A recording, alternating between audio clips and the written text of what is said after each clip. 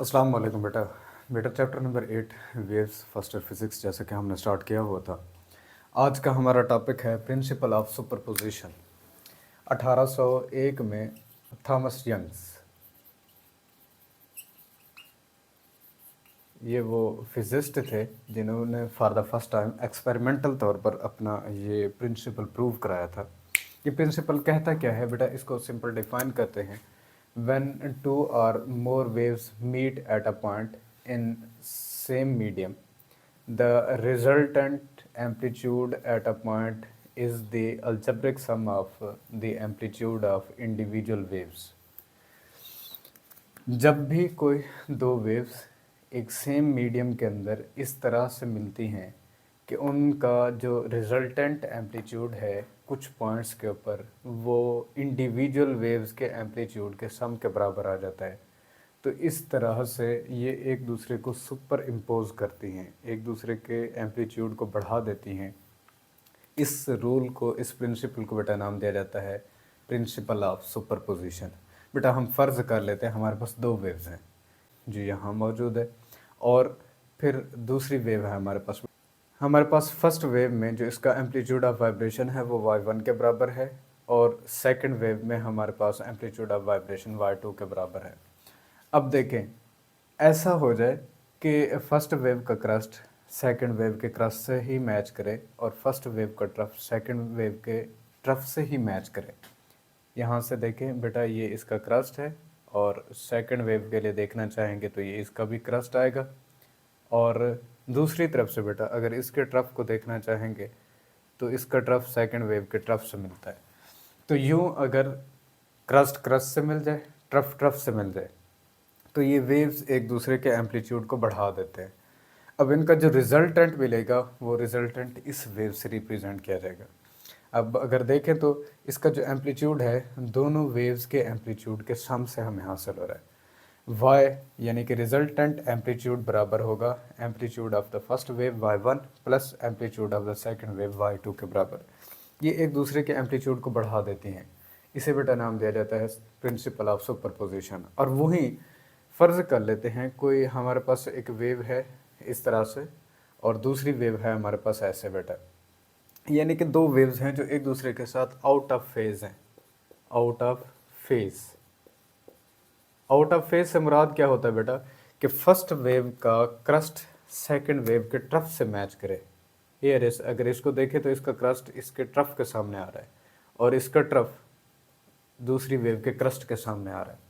इस तरह से अगर दो वेव्स एक दूसरे के साथ मीट करें, एक दूसरे को मिलते हुए ये दोनों वेव्स, अब क्या होगा बेटा, इनका जो रिजल्टेंट एम्पलीट्यूड होगा वो ज़ीरो के बराबर होगा। हियर आपके सामने ये डायग्राम है, डायग्राम के अंदर किसी किस्म की आपको वेव नहीं मिल रही, यानी कि ये एक दूसरे को इफेक्ट को कैंसल आउट कर देते हैं। इस प्रिंसिपल को बेटा नाम दिया जाता है प्रिंसिपल ऑफ सुपरपोजिशन। और मैथमेटिकली तौर पर बेटा इसे कैसे लिखेंगे, y यानी कि रिजल्टेंट एम्पलीट्यूड बराबर होगा फर्स्ट वन वेव के एम्पलीट्यूड में से सेकंड वेव के एम्पलीट्यूड को माइनस करने से आपको रिजल्टेंट एम्पलीट्यूड हासिल होगा।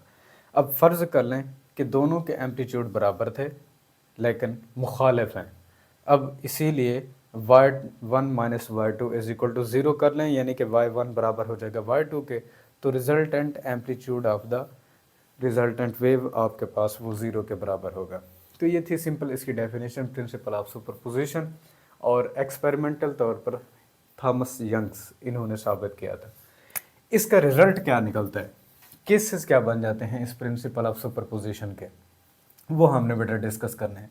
सबसे पहले हमें पहली जो चीज़ मिलती है इस सुपरपोजिशन प्रिंसिपल से वो है इंटरफेरेंस ऑफ वेव्स। वेव्स की एक दूसरे के साथ मुदाखलत, वो क्या है बेटा, इसको डिफाइन करते हैं when two waves of same frequency are the wavelength moving with the same speed in the same direction in a medium superimposed on each other, they give rise to an effect called as interference। कि जब दो waves जिनकी एक जैसी frequency हो या एक जैसी वेवलेंथ होनी चाहिए, वो एक ही मीडियम के अंदर एक ही स्पीड के साथ एक ही डायरेक्शन के अंदर हरकत कर रही हो, तो ये एक दूसरे के साथ इस तरह से मिलती हैं कि ये एक दूसरे के अफेक्ट को या तो बढ़ा देती हैं या एक दूसरे के अफेक्ट को कैंसल आउट कर देती हैं। तो इस तरह के फिनोमेना को बेटा नाम कहा जाता है इंटरफेरेंस ऑफ वेव्स, वेव्स की मुदाखलत। ये अभी हमने देखा कि कुछ पॉइंट्स आपको वेव्स के ऐसे मिलेंगे जहाँ पर ये एक दूसरे के अफेक्ट को यानी कि एक दूसरे के एम्पलीट्यूड को बढ़ा देंगे, जबकि कुछ पॉइंट्स आपको वेव्स के ऐसे मिलेंगे जहाँ पर ये एक दूसरे के अफेक्ट को यानी कि एक दूसरे के एम्पलीट्यूड को ज़ीरो कर देती है। तो इस तरह के फिनोमेना को बेटा नाम दिया जाता है इंटरफेरेंस ऑफ वेव्स। ये मिलता हमें किससे? इसी सुपरपोजिशन प्रिंसिपल से मिलता है। दूसरी चीज़ जो हमें मिलती है बेटा वो है बीट्स। बीट्स हैं क्या? when two waves of slightly different frequencies। अब देखें एक कंडीशन यहाँ पर तब्दील होगी, यहाँ दोनों वेव्स सेम फ्रीक्वेंसी की थी या वेवलेंथ की, लेकिन अब बीट्स के लिए दो वेव्स हैं लेकिन उनके दरमियान में स्लाइटली डिफरेंट फ्रीक्वेंसीज होनी चाहिए उनकी, या तो उनकी वेवलेंथ में कुछ हद तक फ़र्क होना चाहिए या फिर उनकी फ्रीक्वेंसीज के दरमियान में कुछ हद तक फ़र्क होना चाहिए। Moving with same speed in same direction in a medium super on each other they give rise to beats.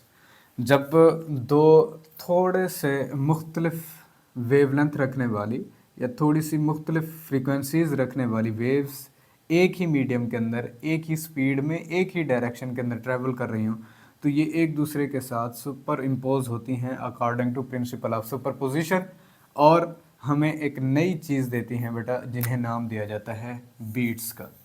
ठीक है बेटा, ये बीट्स हैं क्या, किस तरह से बनती हैं, ये नेक्स्ट अपने फर्दर लेक्चर्स के अंदर हम इंशाल्लाह इसको डिटेल में देखेंगे। तीसरी चीज़ हमारे पास बेटा बनती हैं स्टेशनरी वेव्स, साकेन वेव्स। इनको डिफाइन करते हैं बेटा when two waves of same frequency और wavelength moving with same speeds in opposite direction. अब इसके अंदर कंडीशन देखें, फ्रीक्वेंसी सेम है, दो वेव्स हैं, चाहे आप उनकी वेवलेंथ सेम रख लें, एक ही मीडियम के अंदर मूव कर रही हैं, एक ही स्पीड है मगर अपोजिट डायरेक्शन के अंदर अब हरकत करेंगे। कैसे बेटा? हियर इज, हमारे पास एक वेव है इस तरह से एक मीडियम के अंदर ट्रैवल कर रही है, उसी ही मीडियम के अंदर कोई दूसरी वेव है हमारे पास, वो इस तरह से हरकत कर रही है।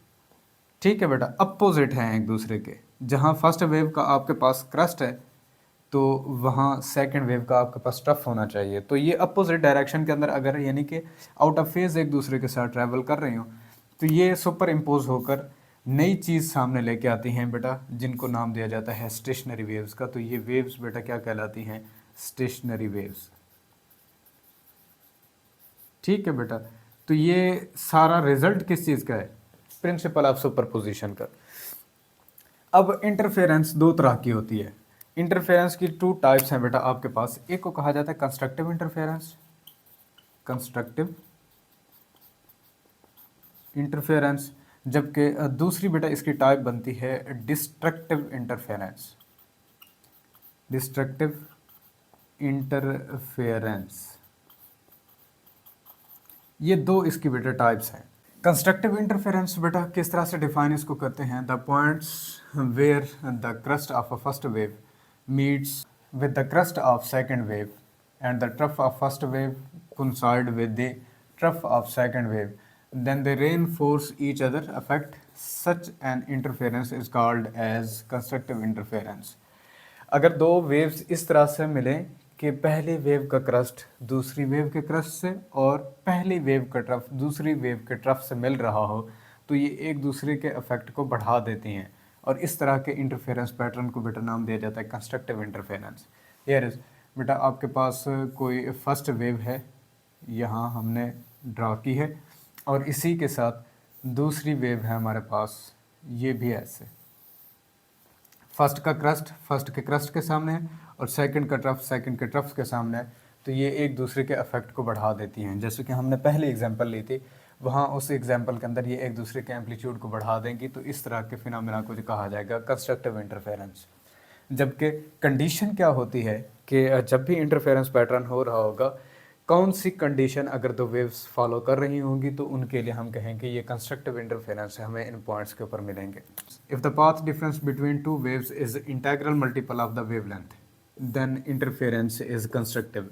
अगर दो वेव्स के दरमियान में रास्ते का फ़र्क वेवलेंथ के इंटेग्रल मल्टीपल हो, मतलब कि वेवलेंथ को 1 से मल्टीप्लाई करने से आपको पाथ डिफरेंस मिल जाए, वेवलेंथ को 2 से मल्टीप्लाई करने से आपको पाथ डिफरेंस मिल जाए, तो उस वक्त वो दोनों वेव्स बेटा कंस्ट्रक्टिव इंटरफेरेंस बनाएंगे।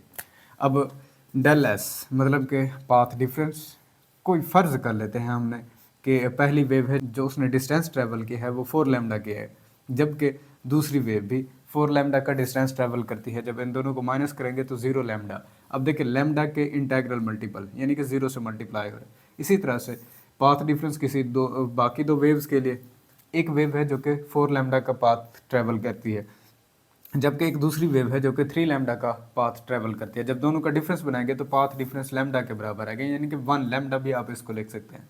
तो 0 1, अब माइनस के अंदर भी ये वैल्यूज आ सकती हैं, तो पाथ डिफरेंस m लैम्डा के बराबर होना चाहिए। तो उस वक्त क्या होगा बेटा, कंस्ट्रक्टिव इंटरफेरेंस, और m को जो वैल्यूज असाइन करनी है वो 0 plus -1 plus -2 plus -3 up to so on, ये कहलाती है बेटा कंस्ट्रक्टिव इंटरफेरेंस। दूसरा हमारे पास होता है इसकी टाइप बेटा डिस्ट्रक्टिव इंटरफेरेंस। इसको डिफाइन कैसे करते हैं, the points of waves where the crest of the first wave meets with the trough of the second wave, they cancel each other effect. Such of interference pattern is called as destructive interference.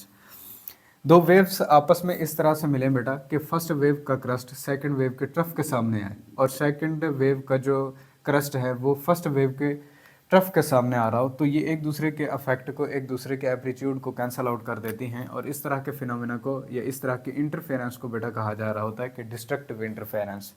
Here is, अब अगर इनके लिए diagram को बेटा draw करना चाहें, first wave हमारे पास ये है और जो सेकंड वेव है वो आपसे इस तरह से ट्रफ फिर बाद में क्रस्ट आना चाहिए। अब जब ये दोनों वेव्स एक दूसरे के साथ सुपर इम्पोज होंगी तो फर्स्ट वेव का देखें क्रस्ट है और सेकंड वेव का आपके पास ट्रफ है, तो क्रस्ट ट्रफ के सामने आ जाएगा, तो ये एक दूसरे के इफेक्ट को कैंसल आउट कर देंगी। तो इस तरह से इंटरफेरेंस को नाम दिया जाता है डिस्ट्रक्टिव इंटरफेरेंस। डिस्ट्रक्टिव इंटरफेरेंस क्या होगी कि हमें वहाँ पर किसी किस्म की साउंड सुनाई नहीं देगी। कंस्ट्रक्टिव इंटरफेरेंस क्या होगी कि एक लार्ज एम्पलीट्यूड की हमें साउंड वहाँ पर सुनाई दे रही होगी। अगर आप दो लाउड स्पीकर लगा के देखेंगे ना, तो लाउड स्पीकर से आने वाली आवाज़ कुछ पॉइंट्स के ऊपर आपको धीमी सुनाई देती है और कहीं पर आपको ज़्यादा लाउडर सुनाई देती है। उसकी वजह क्या होती है बेटा, कंस्ट्रक्टिव और डिस्ट्रक्टिव इंटरफेरेंस का ये पैटर्न होता है। यही एग्जांपल आपकी वहाँ बुक के अंदर दी गई है, मैंने जस्ट उसकी मैथमेटिकल फॉर्म यहाँ लिखी हुई है।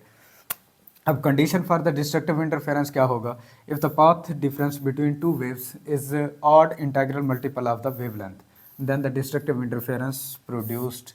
अगर दो वेव्स के दरमियान में पाथ डिफरेंस यानी कि रास्ते का फ़र्क ये odd integral multiple of lambda होना चाहिए, वेव लेंथ के ऑड इंटीग्रल मल्टीपल होगा, तब हमें उन पॉइंट्स के ऊपर क्या मिल रहा होगा बेटा, डिस्ट्रक्टिव इंटरफेरेंस मिल रहा होगा।